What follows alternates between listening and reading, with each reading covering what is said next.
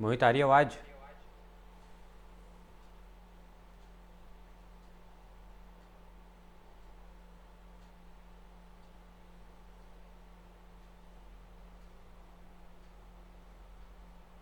मोहित, सुन पा रहे?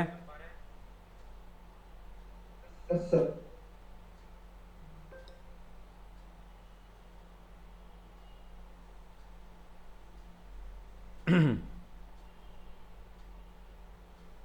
चलो भाई, बाकी लोग कहाँ हैं? ज्वाइन करें।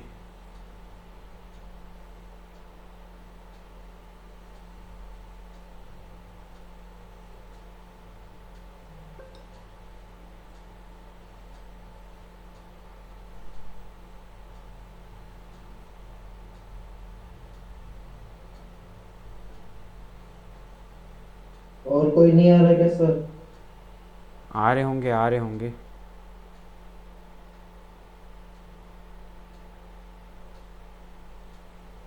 अरे यार, पता नहीं कहाँ रह जाते हैं साले सब। टाइम पता है उसके बाद भी गधे जैसे। कुछ लोग को तो ग्रुप से हटाया हूँ जो ज्वाइन नहीं कर रहे थे। बाकी सब पे तो कर दिए, पैसे तो दे दिए, पर गायब कहाँ है भगवान जाने।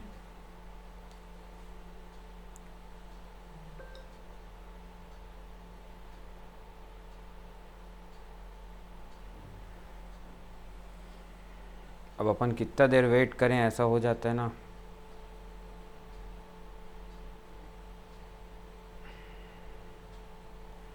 जितेश को फ़ोन कर, तो तू ज्वाइन करने बोल। मैं इन लोग को फ़ोन कर रहा हूँ। Yes sir.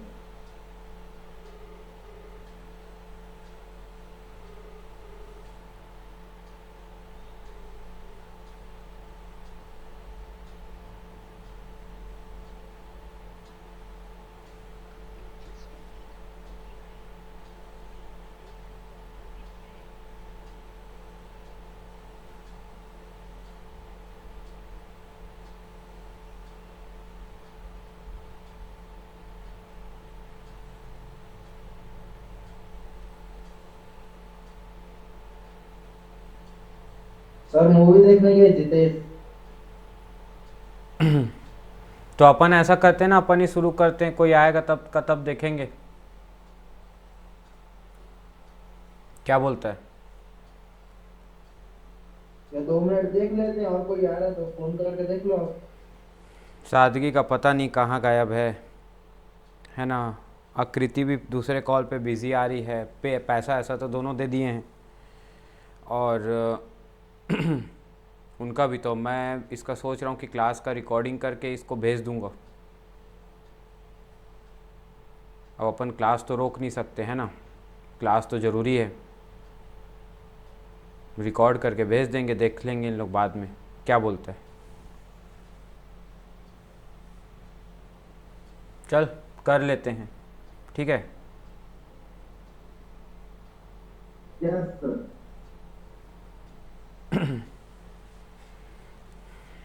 चलो भाई, तो अब अपन देखना शुरू करते हैं अपनी बेसिक चीज़ें। एकदम मस्त मज़े में, मस्ती के माहौल में। देख भाई, अपन सबसे पहले प्रोडक्ट मेथड देखे थे। प्रोडक्ट मेथड के बारे में मैं रिवीजन अगर दे दूं क्लास को, तो यही था कि हमको कुछ भी निकालने बोला हो प्रोडक्ट में, सबसे पहले हमको निकालना है क्या? GDP MP. क्या निकालना है? GDP MP. अब जीडीपी एमपी को हम ग्रॉस वैल्यू एडेड भी बोलते हैं। ग्रॉस वैल्यू एडेड निकलता था टोटल सेल। टोटल सेल में जुड़ा होता था प्राइमरी सेक्टर का सेल, सेकेंडरी सेक्टर का सेल और टर्सरी सेक्टर का सेल। प्लस प्लस एक और चीज़ जुड़ी होती थी जिसका नाम है नेट एक्सपोर्ट। चार बातें जुड़ी होती थी, primary, secondary, tertiary plus net export. ये सब जुड़ा होता है भाई सेल में। इसमें हम क्या ऐड कर देते थे? जो हमने प्रोडक्शन तो किया है, पर उसके बाद हमने उसको खुद सेल्फ कंजप्शन कर लिया। और इसमें हम ऐड कर देते थे नेट एक्स और हम इसमें ऐड कर देते थे क्या? Change in stock. Change in stock, ये तीन चीज़ें हम ऐड कर देते थे इसमें, प्रोडक्शन फॉर सेल्फ कंजप्शन और चेंज इन स्टॉक को ऐड कर देते थे टोटल सेल्स में से। और माइनस करने की क्या चीज़ थी, तो माइनस करने की चीज़ थी भाई वो रॉ मटेरियल जो खर्चा आ रहा था, इंटरमीडिएट कंजप्शन। आज का पेपर कैसा गया, बना ही वाला क्वेश्चन आया था क्या, आया था क्या वाला? पी का। अच्छा पी का था। इंटरमीडिएट कंजप्शन को अपन माइनस कर लेते हैं, ठीक है। तो अपना आ जाता है क्या, जीडीपी एमपी। अब अपन इस क्वेश्चन में भी जीडीपी एमपी निकाल लेते हैं भाई। टोटल सेल दे दिया अपन को 1000 करोड़ रुपए का, डिक्रीज इन स्टॉक दिया है, देख चेंज इन स्टॉक की जगह टोटल सेल्स अपन को दे दिया है 1000 करोड़ का।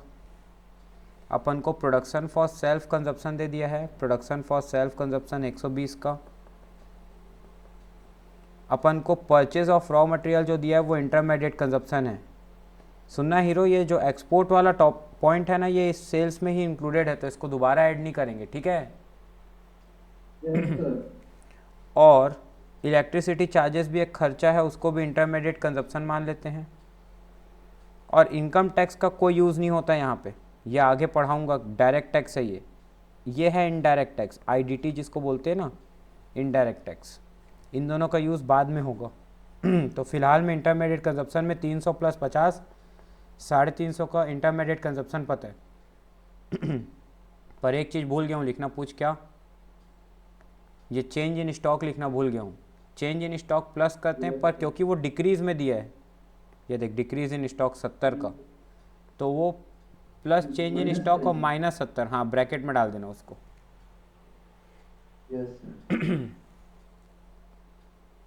तो भाई अपना कितना हो गया, देख निकाल।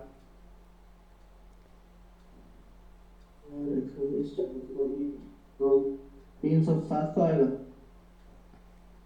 1000 में 70 गया, इससे 120 से तो 50 और ये 300 गया, हाँ भाई 700 आ रहा है। 700 करोड़ का क्या आ गया, GDP MP.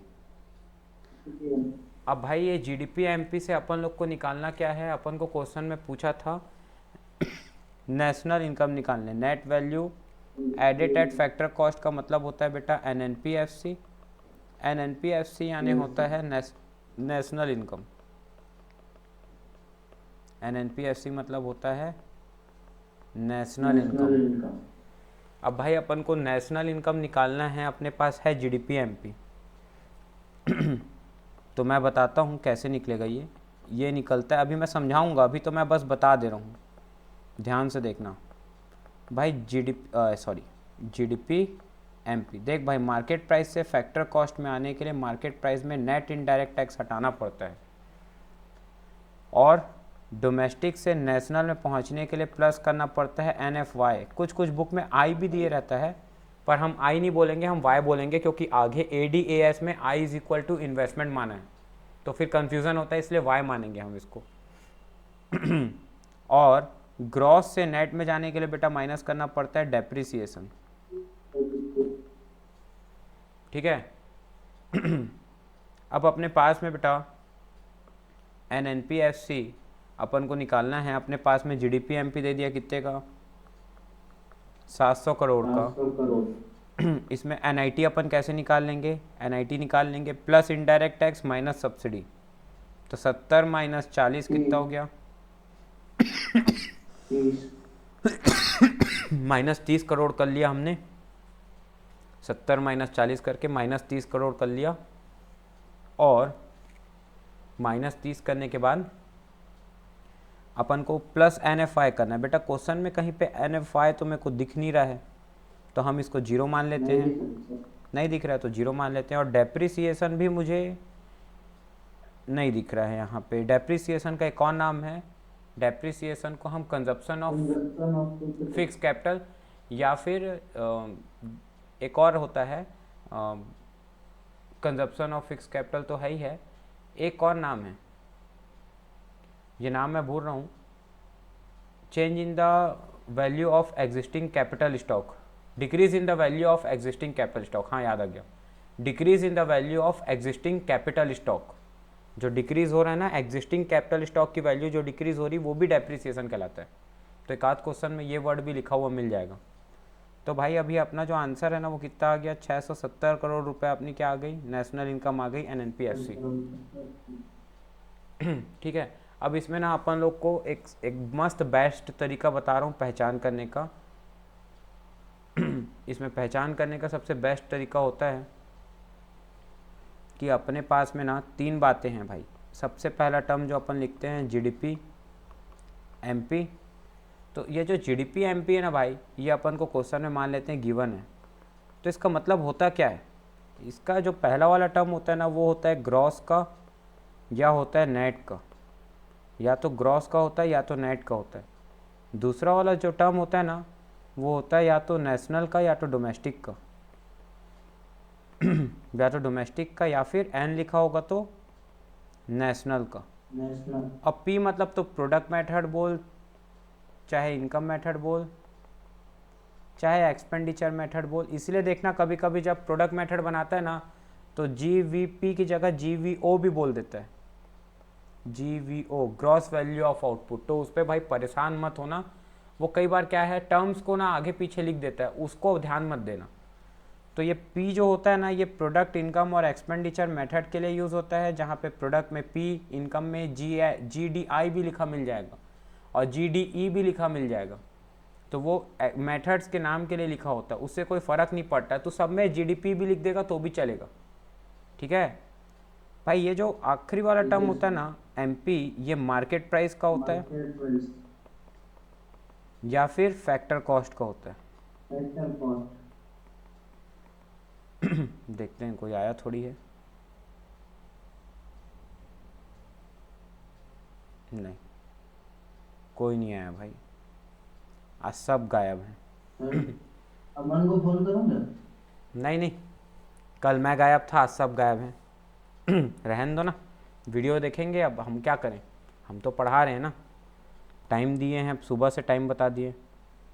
Domestic nation, gross net और मार्केट प्राइस और फैक्टर कॉस्ट। अपन ज़्यादा दिन नहीं पढ़ेंगे पर अपन काम काम की चीज़ पढ़ लेते हैं ना भाई। Yes sir. अब ये सब तो थोड़ा बहुत क्या है साइनू सर ने बताया ही होगा। हाँ ये चैप्टर मेरा तगड़ा है। बेटा ग्रॉस से ना नेट में जाने के लिए, मान ले तूने गाड़ी खरीदी थी 1 लाख रुपए की, आज उसकी कीमत बची है नेट इन्वेस्टमेंट 70,000 की। तो 30,000 से जो डेप्रिसिएशन है उसको क्या कर देने का, माइनस कर देने का। और अगर नेट वैल्यू पे है और ग्रॉस में जाना है तो वही डेप्रिसिएशन को क्या कर देने का, प्लस कर देने का। डेप्रिसिएशन का हमने और क्या नाम देखा था, consumption of fix capital, fixed capital, या फिर decrease in the value of existing capital stock, decrease in the value of existing capital stock. ये तो हो गया ग्रॉस और नेट का। भाई दूसरा टर्म होता है देश में जो मेरी कमाई, देश से जो मैंने कमा रहा हूँ पॉलिटिकल बाउंड्रीज से, वो तो भारत में मेरे देश की कमाई है ही है। पॉलिटिकल बाउंड्री मतलब ना थोड़ा सा डिफरेंस होता है। क्या होता है मालूम, उसके घर का एक कमरा उसका नहीं मेरा है, और मेरे घर का एक कमरा मेरा नहीं उसका है। कहने का मतलब क्या कि भारत के अंदर में ऐसी मिलिट्री इस्टेब्लिशमेंट, सुनना ध्यान से, ऐसी मिलिट्री इस्टेब्लिशमेंट जो रेस्ट ऑफ द वर्ल्ड की है, किसकी है, पूरे दुनिया वाले की है, भारत की छोड़ करके मिलिट्री इस्टेब्लिशमेंट होता है जहाँ पे जैसे joint military exercises, para military exercises, ये सब ना अमेरिका वाले आकर के भारत को, भारत के साथ मिलके एयरफोर्स के साथ या भारत की मिलिट्री के साथ मिल करके, नेवी फोर्स के साथ मिल करके और आर्मी सर्विसेज के साथ, इंडियन आर्मी सर्विसेज के साथ में मिल करके जॉइंट मिलिट्री फोर्सेस का काम करते हैं, मिलिट्री की इस्टेब्लिशमेंट करते हैं। या उनके जो फॉरेन आईजीएन, फॉरेन एम्बेसीज होती है, या फिर उनके कंसुलेट्स होते हैं। कंसुलेट्स मतलब जो एक्सटर्नल मिनिस्टर्स होते हैं ना, जो हमारे कंट्री के, जैसे हमारे एक्सटर्नल अफेयर मिनिस्टर हैं एस जयशंकर जी, तो वैसे ही एक्सटर्नल अफेयर्स जो संभालने वाले जो कंसुलेट्स ऑफिसर्स होते हैं इनकी, या फिर ऑयल वेसल्स शिप्स में लगने वाला ऐसा इंटरनेशनल जो इंडिया के अंदर के इंडियन ओशियन का पार्ट है। किसका पार्ट है? इंडियन ओशियन का। उधर भी अगर ऑपरेट कर रहे हैं, इतनी सारी चीज़ें अगर ऑपरेट करी जा रही है भारत के अंदर में, तो वो भारत के ज़मीन में होते हुए भी भारत की पॉलिटिकल बाउंड्री का पार्ट नहीं। ज्योग्राफिकल का है पर पॉलिटिकल बाउंड्री का पार्ट नहीं है। जो भी चीज़ें जो विदेशों लोगों की भारत के अंदर में है, ये सारी चीज़ें ये भारत का पार्ट नहीं है। इनको हम क्या कर देते हैं? अपनी पॉलिटिकल बाउंड्री निकालने के लिए हटा देते हैं। और ऐसे ही विदेश में जो हमारे खुद के होंगे, अरे भाई जैसे आज हमारे यहाँ बहुत सारे क्या हैं, फॉरेन एम्बेसीज हैं जहाँ जाके पासपोर्ट हम बनवाते हैं, उनके देश की पासपोर्ट और वीज़ा बनवाते हैं, अप्रूवल लेते हैं। ऐसे ही भारत का भी तो 182 कंट्रीज़ में क्या है, पासपोर्ट ऑफिस होगा, हमारा क्या होगा, एम्बेसीज होगी पूरे दुनिया में। अभी हमने देखा था कि इजराइल रसिया वॉर हुआ था, तो इजराइल रसिया बोलता हूँ, क्या नाम है इसका, रसिया यूक्रेन वॉर हुआ था, तो यूक्रेन में हमारे कितने लोग फंसे हुए थे। तो यूक्रेन से कितने सारे जो लोग आए थे वो कहाँ से आते हैं? इंडियन एम्बेसी के पास आए भारतीय लोग, और फिर इंडियन एम्बेसी उनको कहाँ भिजवाई? इंडिया भिजवाई। तो ये क्या होता है, हमारी भी एम्बेसीज पूरे वर्ल्ड में हैं। तो वो जो एम्बेसीज भारत की बाहर है, वो जो भारत के कंसुलेट्स बाहर हैं, वो जो भारत का ऑयल वेसल शिप्स पोर्ट्स बाहर है, या फिर मिलिट्री स्टैब्लिशमेंट, वो वाला पार्ट जो विदेश में है भारत का, ये चार चीज़ों का, ये चार बातों का जो चीज़ें भारत की बाहर में हैं, इंडिया की जो बाहर में, रेस्ट ऑफ द वर्ल्ड में, ये चार बातें दोबारा नहीं लिख रहा हूँ, ठीक है, यहाँ एरो बना दिया। जो रेस्ट ऑफ द वर्ल्ड में वो भारत की पॉलिटिकल बाउंड्री का पार्ट है। मतलब उसके घर का एक कमरा उसका नहीं मेरा है, और मेरे घर का एक कमरा मेरा नहीं उसका है। क्या ये बात समझ में आई? ऐसी चीज़ों को हम पॉलिटिकल बाउंड्री में जोड़ते हैं। तो मुझे लगता है कि पॉलिटिकल बाउंड्री में क्या ऐड किया जाता है और क्या नहीं किया जाता, मैं आप लोग को क्लियर कर पाया हूँ यहाँ से। अब इसमें क्या होता है ना भाई, देश विदेश की जब इनकम की बात करते हैं ना, तो विदेश से हमारी कंपनीज है, टाटा, पतंजलि का दंत कांति अमेरिका में यूज़ करते हैं भाई लोग। तो टाटा, पतंजलि, यहाँ से जो भी कमाई करके ला रहे हैं उसको हम लोग बोलते हैं फीफा। विदेश से जो हम पैसा कमा के ला रहे हैं ना, उसको हम क्या बोलते हैं? Foreign income from abroad. Abroad से हमारी कंपनियां पैसा कमा के भारत में लाई, और ऐसे ही यहाँ से डोमिनोज, साउमी, एप्पल, ये सब कमाई करके कहाँ ले जाते हैं? अपने अपने कंट्री ले जाते हैं। तो उसको हम क्या बोलते हैं? फीटा। क्या बोलते हैं? फीटा। तो मान लो हमारी कमाई साल भर में आई थी 100 करोड़ रुपए की, फीफा बन के और फीटा बन के, foreign income to abroad, foreign income to abroad. तो जो पैसा हमारे यहाँ से कमाई करके बाहर चला गया है, उसको बेटा हम लोग बोलते हैं, मान लो 70 करोड़ रुपए चला गया है, यहाँ से साल भर में कमा के ले गए। तो भाई बताना नेट कितना पैसा आया हमारा जाने के ऊपर, तो उसी को हम NFY बोलते हैं, 30 करोड़। तो वो कैसे निकल रहा है? FIFA minus FITA. तो 100 करोड़ से हमने क्या हटा दिया भैया? 70 करोड़ हटा दिया, तो 30 करोड़ हमारा क्या आ गया? NFY। अब बस हमको यही करना है दूसरे टर्म में। हमारी इनकम जो है डोमेस्टिक, बड़ा टर्म को हम यहाँ लिखते हैं, ग्रॉस को पहले यहाँ लिखे थे ना, तो अब यहाँ लिखते हैं हम लोग नेशनल। बड़ा को मैं पहले लिख रहा हूँ, पहले बड़े मियाँ लिख रहा हूँ, फिर छोटे मियाँ लिखूँगा। तो भाई नेशनल से अगर डोमेस्टिक में जाना है, क्योंकि देश विदेश की इनकम जुड़ी हुई है, या ऐसे समझ लो डोमेस्टिक से नेशनल में जाना है, तो अगर डोमेस्टिक से नेशनल में जाना है तो ये 30 करोड़ को क्या करना पड़ेगा? मान लो डोमेस्टिक इनकम थी 1000 करोड़ की और नेशनल इनकम थी 1030 करोड़ की, तो इसमें क्या प्लस हो गया है? डोमेस्टिक में 30 करोड़ प्लस हो गया है, वही है NFY। बेटा कई कई बुक में IA दिया होगा, आप भी IA पढ़े होगे, पर उसको Y बोलना। ADS जब पढ़ाऊंगा तो समझ में आएगा ऐसा क्यों बोला था। और नेशनल से जब डोमेस्टिक में जाना है तो माइनस कर दो वही 30 करोड़, मतलब माइनस कर दो क्या? NFY। तो ये दूसरा काम जो हम कर रहे थे वो इसलिए कर रहे थे। तीसरा टर्म है बेटा market price two factor cost.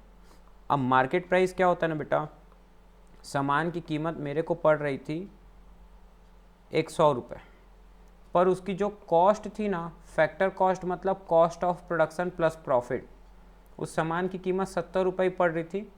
पर जब उसकी मार्केट प्राइस देख रहा था ना, तो उसमें जुड़ गया था जीएसटी लग गया था भाई उसमें 40 रुपये का। इसको मैं लिख देता हूँ इनडायरेक्ट, NIT लिख देता हूँ। अब NIT होता क्या है मैं समझाता हूँ, नेट इनडायरेक्ट टैक्स।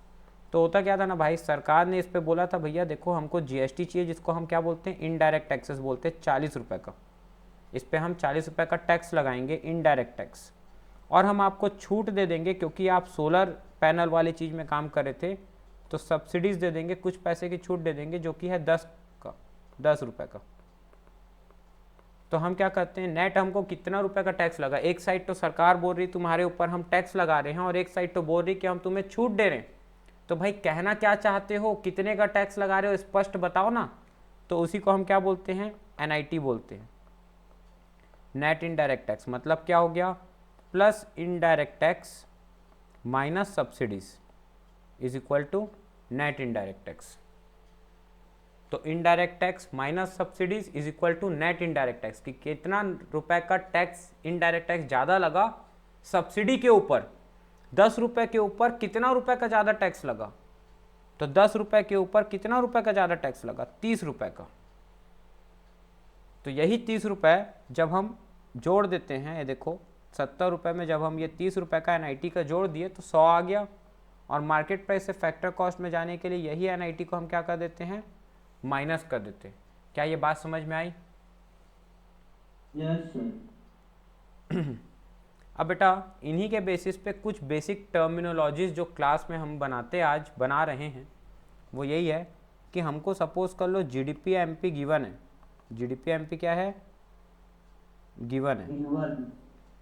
अब इस GDP MP पे ना बेटा हमको बाकी सारे टर्म्स निकालना है, जैसे कि NDPSC, NNPSC, GDPSC, GNPSC, factor cost के 4 और मार्केट प्राइस के 4, NDP MP, NNP MP, GDP MP और GNP MP। तो भैया फैक्टर GDP MP दिए हुए है ना, एक कम हो जाएगा ना। हाँ दिया है, उसका तो गिवन है हमको, तो वही लिख देते हैं GDP MP गिवन है, ये लो लिख दिया। अब वो 8 टर्म्स होते हैं, ये समझाने के लिए मैंने लिख दिया। बेटा ये जो NDPFC होता है ना, इसको हम डोमेस्टिक इनकम बोलते हैं, ये हमारे देश की डोमेस्टिक इनकम है। अब इसका नाम इनकम हमेशा ऐसी होती है जिससे डेप्रिसिएशन हटा हुआ हो, इसलिए ग्रॉस वैल्यू पे इनकम नहीं होगी, नेट वैल्यू पे। दूसरा ये कैसी इनकम है, डोमेस्टिक टेरिटरी के अंदर की इनकम है, मतलब पॉलिटिकल बाउंड्री। अब जब भी डोमेस्टिक बोलूँ तो समझ जाना पॉलिटिकल बाउंड्री की बात हो रही है। तो डोमेस्टिक इनकम है, इसीलिए डोमेस्टिक में लिया। और फैक्टर कॉस्ट इसलिए क्योंकि जिसमें से टैक्स का पैसा हटाओ, 70 रुपये में मेरी कमाई छुपी हुई है, वो मेरी देश की इनकम बनेगी फैक्टर कॉस्ट पे। 100 रुपये पे तो टैक्सेस जुड़े हुए हैं, टैक्सेस आर यूनिलेटरल, वो कभी देश की कमाई नहीं होते, वो एक तरफा होते हैं। और कमाई तो हमेशा वो होती है जो बायलेटरल हो, दो तरफा। इसलिए हम इनकम को फैक्टर कॉस्ट पे लेते हैं, ना कि मार्केट प्राइस पे। इसीलिए NDPFC सबसे बेटर टर्म लगा इन 8 टर्म्स में, जिसको हम क्या नाम दे सकते हैं, डोमेस्टिक इनकम का, देश की डोमेस्टिक इनकम। और नेट नेशनल, बस वो डोमेस्टिक का क्या हो गया, नेशनल हो गया, बाकी सब सेम है। तो यही कहला गया क्या बेटा, national income.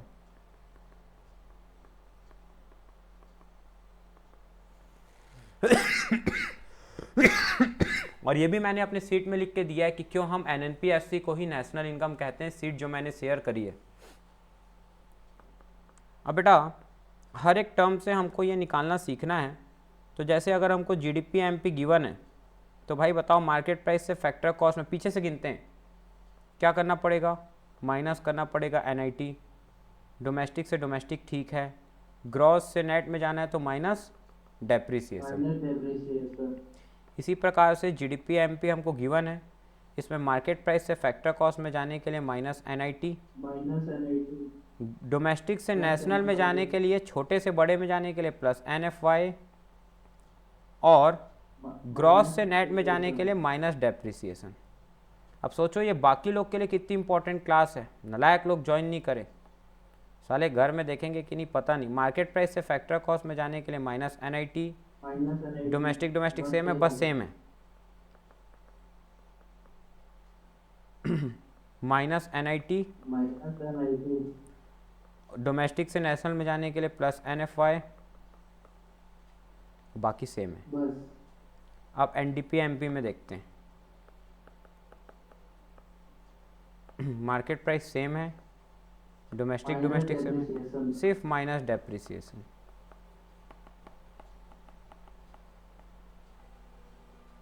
Plus NFI minus depreciation. हाँ भाई, डोमेस्टिक से नेशनल में जाने के लिए डोमेस्टिक छोटा है तो उसमें NFI छोटे मियाँ में जोड़ दो तो बड़े मियाँ बन गया, और ग्रॉस बड़ा है उससे बड़े मियाँ से छोटे में जाना है तो बड़े में माइनस। अब ग्रॉस से नेट में जाना है तो क्या माइनस करेंगे, डेप्रिसिएशन। अब ऐसे ही GDP MP गिवन है तो हम क्या करेंगे भाई, प्लस माइनस करते हैं, देखते हैं। डोमेस्टिक से नेशनल में जाना है, बाकी सब तो सेम है, तो छोटे मियाँ में क्या करा जाएगा, छोटे मियाँ को प्लस, ताकि बड़े मियाँ में पहुँचना है तो क्या प्लस करेंगे, NFY प्लस कर देंगे। तो ये बन गया बेटा हमारा 8 टर्म्स, 8 टर्मिनोलॉजीज। इसी के बेसिस पे हम कोई भी टर्म निकाल सकते हैं प्लस एंड माइनस करके, इन 3 चीज़ों को ध्यान में रखते हुए। बेटा इतना बताने के बाद मैं आज की क्लास में आपको आगे का ये बता देता हूँ कि इनकम मेथड से कैसे निकालते हैं। तो देखो भाई, इनकम मेथड में हम अभी तक प्रोडक्शन से जितना भी जनरेट करे फैक्टर इनकम बनाते थे, वो क्या बन जाती थी, फैक्टर इनकम से वो बन जाती थी क्या, इनकम बन जाती थी। तो इनकम निकालने के लिए ना हमको इनकम हमारे देश के अंदर की निकाल रहे हैं, मतलब देश की पॉलिटिकल बाउंड्रीज की निकाल रहे हैं। किसकी निकाल रहे हैं, पॉलिटिकल बाउंड्रीज की निकाल रहे हैं। क्योंकि पॉलिटिकल बाउंड्रीज की निकाल रहे हैं, इसका मतलब वो कैसी इनकम निकलेगी, देश की डोमेस्टिक इनकम अब क्योंकि डोमेस्टिक इनकम निकलेगी तो कुछ भी निकालने बोला हो इनकम मेथड में, सबसे पहले निकलेगा क्या, उसका बेस क्या होता है डोमेस्टिक इनकम का, NDPFC। कुछ भी निकालने बोला हो सबसे पहले निकलेगा उसका बेस है अपना क्या, NDPFC। अब कैसे कैसे बेस निकलता है बेटा, तो कुछ फ्लो चार्ट्स हैं इसके। 3 प्रकार की इनकम होती है लोगों की, 3 प्रकार से आ सकती है। हाँ, जो पैसा कमा रहे हैं लोग, जो पैसा उन लोग, हाँ जो पैसा उन लोग कमा रहे, तो सही बोला, तीनों चीज़ें, लेकिन समझते जाते हैं। अब जो पैसा हम लोग कमा रहे हैं, लेबर, जो एम्प्लॉय, जो नौकरी कर रहे हैं, जो उनको पैसा मिल रहा है, तो उसको हम क्या करेंगे, ऐड कर देंगे। तो वो क्या है, कंपनसेशन ऑफ एम्प्लॉयज़, उसमें क्या ऐड कर देंगे, ऑपरेटिंग सरप्लस मतलब होता है बेटा जो बिजनेस को चला करके जो पैसा हम लोग कमा रहे हैं, जो बिजनेसमैन कमा रहे हैं वो। अब बेटा क्या होता है, देखो मैं अपनी कोचिंग का ओनर भी हूँ और मैं ही अपनी कोचिंग में डायरेक्टर हूँ। तो मैं एज अ ओनर अपने एक जेब से पैसा निकाल के अपने ही दूसरे जेब में पैसा रख दे रहा हूँ, अपने एक जेब से पैसा निकाल के दूसरे जेब में रख दे रहा हूँ। तो उसको मैं क्या बोलूँगा, mixed income of self employed. मतलब एज अ ओनर, जैसे जेठालाल अपने ओनर भी है और वही क्या है, मैनेजर भी है। तो एज अ ओनर वो अपने एक जेब से पैसा निकाल के एज अ मैनेजर अपने दूसरे जेब में रख दिया, तो उसको हम क्या बोलते हैं, mixed income of self employed. हाँ, ऑपरेटिंग सरप्लस को वही बोल सकते हैं ना, फैक्टर पेमेंट। ऑपरेटिंग सरप्लस को बेटा फैक्टर पेमेंट, ये देखना पड़ेगा फैक्टर पेमेंट क्यों बोलेंगे, रीजन नहीं फैक्टर, हाँ जुड़ता तो है, लेकिन फैक्टर पेमेंट की सारी चीज़ें जो है ना, रेंट, इंटरेस्ट, रॉयल्टी, प्रॉफिट, नहीं रॉयल्टी वहाँ पे अपन नहीं देखे थे ना। फैक्टर पेमेंट बोल सकते हैं, समझने के लिए बोल सकते हैं, पर एग्जैक्टली सारे टर्म्स नहीं मिलते इसके पूरे। रॉयल्टी नहीं मिल रहा है, रेंट मिल रहा है, इंटरेस्ट मिल रहा है, प्रॉफिट मिल रहा है। हाँ रॉयल्टी हम बोल सकते हैं कि वो एंटरप्रेन्योरशिप का, हाँ बोल सकते। फैक्टर पेमेंट से जो निकल रहा है ना पैसा, वही ऑपरेटिंग से। अरे बेहतरीन, 1 नंबर यार, गुड, वेरी गुड, 1 नंबर, बहुत सही। बोल सकते कि भैया जो फैक्टर पेमेंट से जो पैसा मिल रहा था ना, वही फैक्टर पेमेंट से मिला हुआ पैसा ही ऑपरेटिंग सरप्लस के अंदर में आता है। अरे बहुत बढ़िया, ये वाले एंगल से तो मैं भी ध्यान नहीं दिया था। बहुत बढ़िया। चलो भाई, कंपेंसेशन ऑफ एम्प्लॉयज़ के अंदर में हमारा क्या क्या आ जाता है, कंपनसेशन ऑफ एम्प्लॉयज़ में अपना आ जाता है 4 बातें, बड़े प्यार से 4 बातें आती हैं। एक तो जो मैं 7,000 रुपये अपने एम्प्लॉय को पैसा दे रहा था कैश में, वो 3,000 रुपये का मैं उसको रूम दिलवा रहा था, उसका पैसा भी मैं ही भरता था। और उसके नाम से ना 2,000 रुपये मैं सरकारी प्रोविडेंट फंड में जमा करता था, कंपलसरी था, क्योंकि वो ससुरा पूरा पैसा खर्चा कर देता था। तो मैं एम्प्लॉयर मैं एम्प्लॉयर हूँ, एम्प्लॉय नहीं, मैं उसका बॉस हूँ, मैं भर रहा हूँ पैसा पीएफ में। और उसके रिटायरमेंट होने पे उसको 50,000 रुपये तनख्वाह भी दे रहा हूँ, एक साथ बोनस ग्रेचुइटी का पैसा। तो ये चारों चीज़ें उसकी एम्प्लॉयज़ को कंपेंसेशन 4 अलग अलग तरीके से दिया जाता है। जो 7,000 रुपये नकदी दे रहा हूँ ना, उसको हम बोलते हैं wages and salaries in cash. दूसरा है जो मैं उसको काइंड में दे रहा हूँ, यही चीज़ wages and salaries in kind. तीसरा उसका क्या कर रहा हूँ, एम्प्लॉयर कंट्रीब्यूशन, एम्प्लॉय नहीं लिख रहा हूँ, employers contribution towards social security scheme.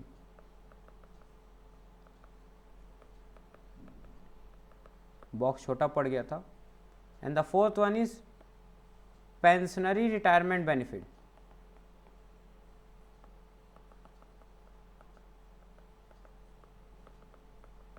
Bonus gratuity ये सब का पैसा जो दे रहा हूँ।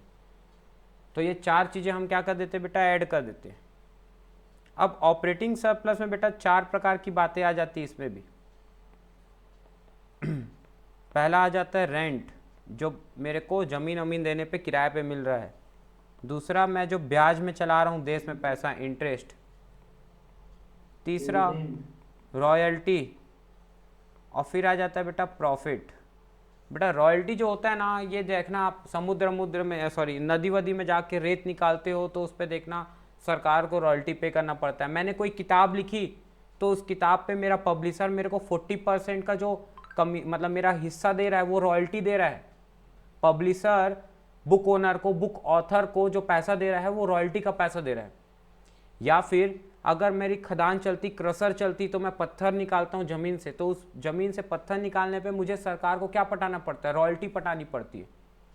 तो वो भी एक इनकम होती है। प्रॉफिट के अंदर में बेटा 4 बातें आ जाती है। बेटा इसमें से ना अगर कोई भी ऊपर का टर्म दिया हुआ है तो अंदर के टर्म्स को नहीं जोड़ेंगे, डबल काउंटिंग हो जाएगी। तो इसीलिए ये टर्म्स का फ्लो चार्ट दिमाग में सेट होना चाहिए। तो इसमें सबसे पहले है बेटा प्रॉफिट के अंदर में profit of sole proprietorship and partnership. Profit of sole proprietorship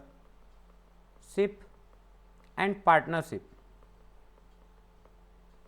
दूसरा है डिविडेंड टू शेयर होल्डर।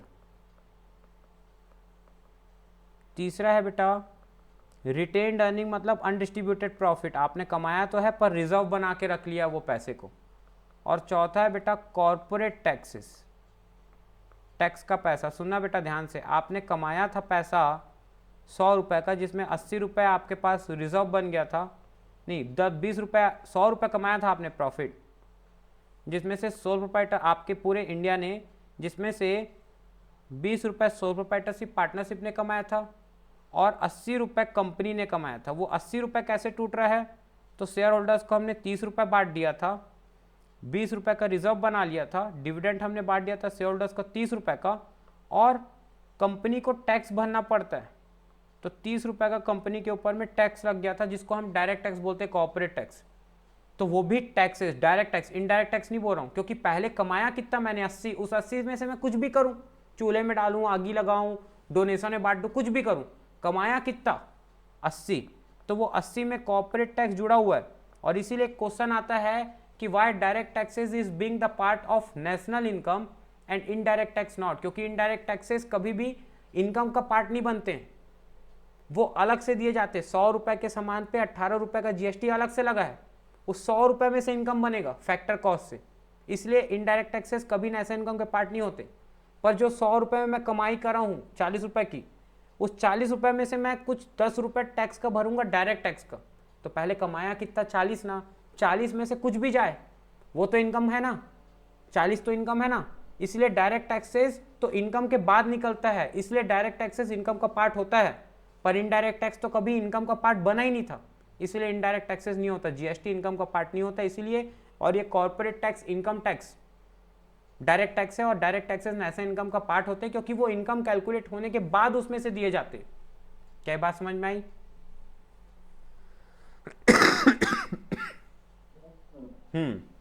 तो भाई ये चार चीज को जोड़ देते हैं तो क्या बन जाता है, ऑपरेटिंग सरप्लस। और इस तरीके से सबसे पहले हमारा क्या निकलेगा इनकम मेथड में, एनडीपी एससी निकलेगा। तो आज के लिए अपन इतना ही देख रहे हैं, आज के लिए अपन इतना ही कर रहे हैं, इसके क्वेश्चंस अपन कल कर लेंगे। थोड़े बहुत क्वेश्चंस मुझे भेजना है इनकम मेथड के टेलीग्राम में, और इसको अपन कल करते हैं बेटा। और एक्सपेंडिचर भी कल कंप्लीट करके कल इसके कुछ बेसिक टर्म्स देख के इसको पूरा खत्म करेंगे। आज के लिए इतना ही, बाय बाय, गुड नाइट, जय श्री राम। श्री राम।